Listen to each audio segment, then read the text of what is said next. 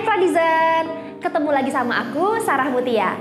Tahu nggak sih, tahun 2018, perusahaan raksasa asal Amerika Serikat, Amazon, pernah mengalami kerugian hingga 100 juta US dollar hanya karena website mereka down dan tidak bisa diakses dalam waktu 1 jam.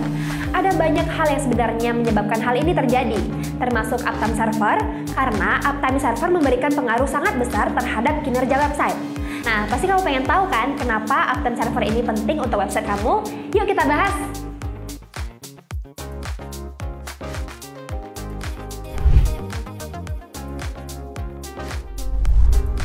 Uptime server adalah waktu server aktif dan berjalan sesuai kecepatan layanan hosting. Untuk mengukurnya, uptime diberi skala 1 hingga 100%.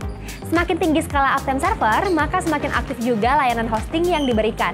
Sebaliknya, jika skala uptime server semakin rendah, maka layanan hosting lebih mudah down atau diukur dengan downtime, yaitu waktu non-aktif dari sebuah server.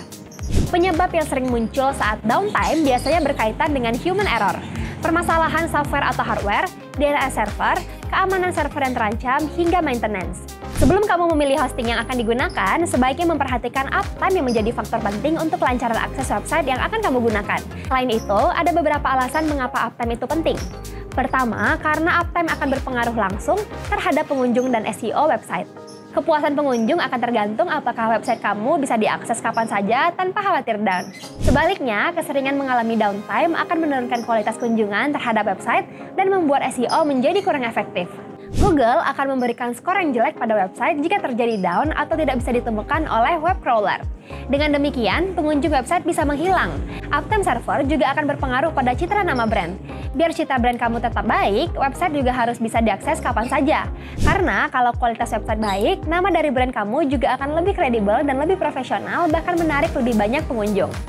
Bayangin aja, kalau sering down, brand kamu bakalan terlihat kurang baik oleh pengunjung. Nah, ini juga akan sangat berpengaruh ke pendapatan. Kamu akan mengalami kerugian jika website down, karena otomatis tidak dapat diakses dalam jangka waktu yang lama, sehingga membuat hilangnya kesempatan untuk mendapat keuntungan dari calon pembeli yang gagal melakukan transaksi. Kamu bisa loh menghitung uptime secara mandiri. Caranya kayak gini nih. Misalnya ada sebuah server website yang sudah aktif selama 1 tahun. Tapi selama 1 tahun website tersebut mengalami downtime selama 45 jam. Pertama kita hitung dulu berapa jumlah jam aktif server selama 1 tahun, yaitu 356 hari dikali 24 jam. Hasilnya ada 8.760 jam aktif. Nah, angka ini kita kurangi dengan jumlah downtime yaitu selama 45 jam. Dari sini, kita dapat uptime selama 8.715 jam tersedia. Baru deh dibagi dengan jumlah total uptime seharusnya yaitu 8.760 jam aktif.